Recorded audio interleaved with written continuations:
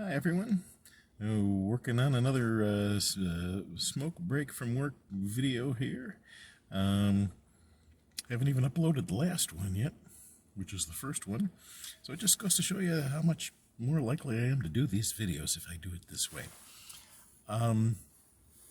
So the thing that's been rolling around in my brain today is about I see a lot online in the witchy community, the pagan community, and even most especially in the tarot community about sort of doing your own thing, doing what feels right to you versus like traditional ways of doing it. I wanted to think about that out loud for a little bit.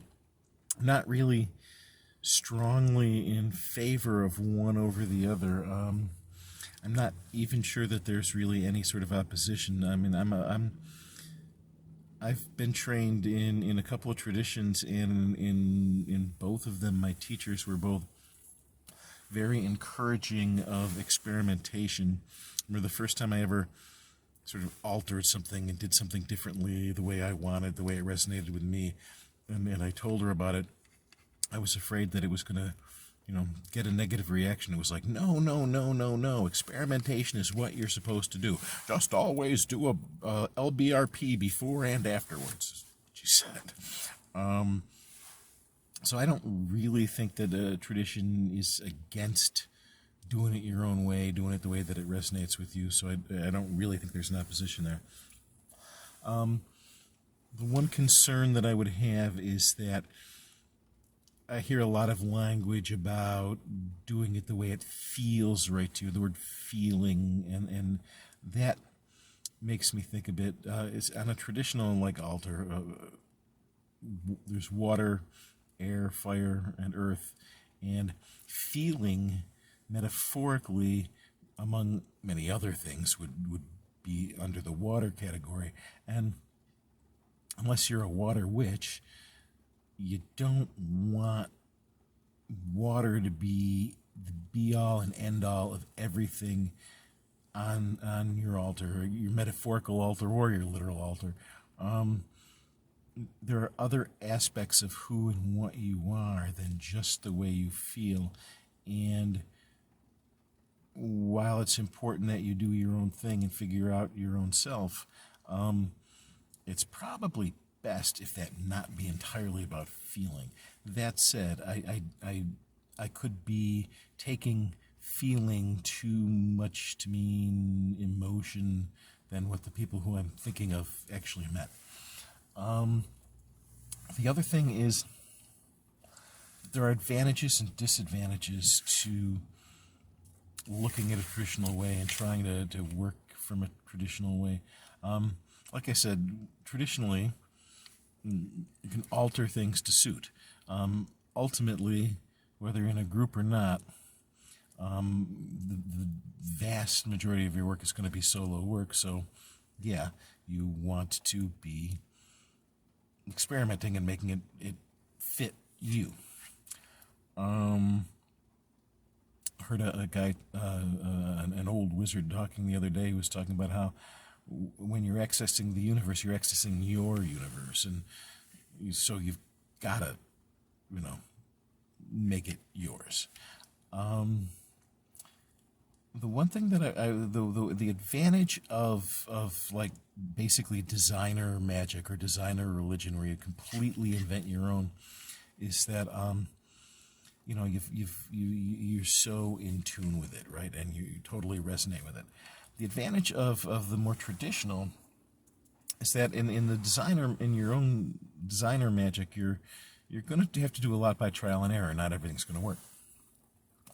In tradition, with the tradition, you have had many, many, many, many people, maybe generations and generations of people who've gone before you, who have already done a lot of that trial and error. So maybe you can skip some of the errors in the trial by error part. Although I did have a teacher once who used to say people should do what they want, and he took a lot of grief because people would say, well, sometimes what people want can be very harmful to them or others, and like like a child who has to put his hand in the fire before he will take, because he won't take anyone's word for it that would be bad. And his response was absolutely the truth, which is the child who puts his hand in the fire knows forever after, without doubt, not as a matter of faith, but as a matter of knowledge, that you shouldn't put your hand in the fire. So I'm not necessarily concerned about trial and error doing any damage, but it is having that specific knowledge is certainly better than having to go at all with just faith. On the other hand, if you can muster up that faith, if other people have already done the trial and error, you can skip ahead a little faster. A teacher of a teacher once said that with magic, there's a couple of ways to progress. One is to be given all the secret words so that when you meet entities and energies and whatnot along the path, you have the passwords that they just, oh, okay, I'm in. What do you need? Or you can get to know them by just always showing up and talking to them and dealing with them, and eventually, they say, hey, there you are, I know you.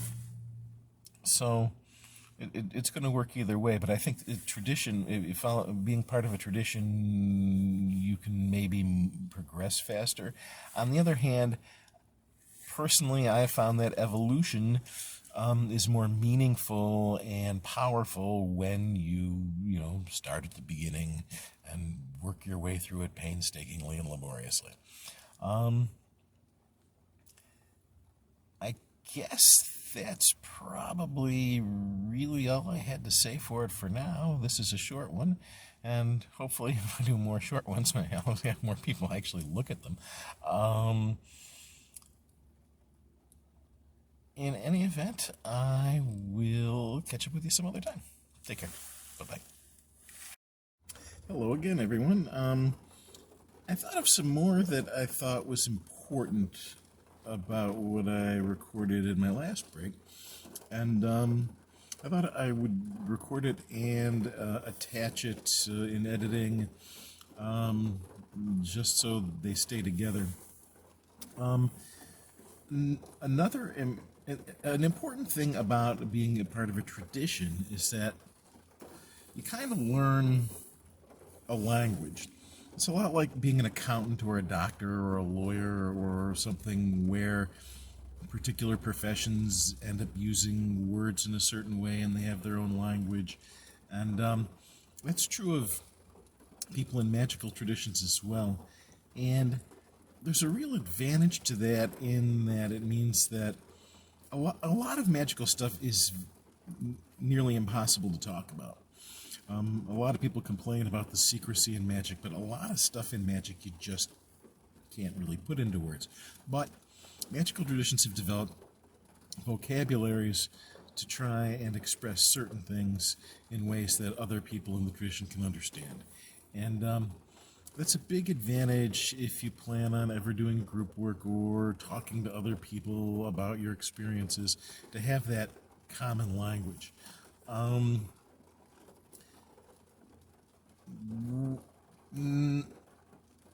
of my pet peeves about people who are basically going their own way and doing it any way they want to do it is I don't personally find it acceptable to define words the way we desire to. It's the way we feel a word, or the way we think a word, or the way we want to use a word is not the way to do things.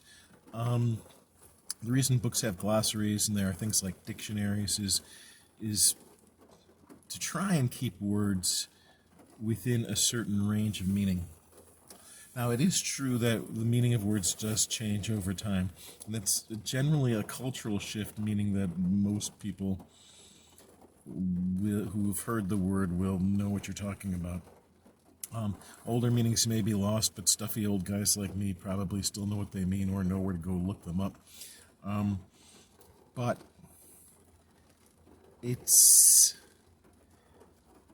and you can make a very powerful argument that you should be able to express yourself any way you want, and I tend to agree with that. But there are a lot of ways to express yourself.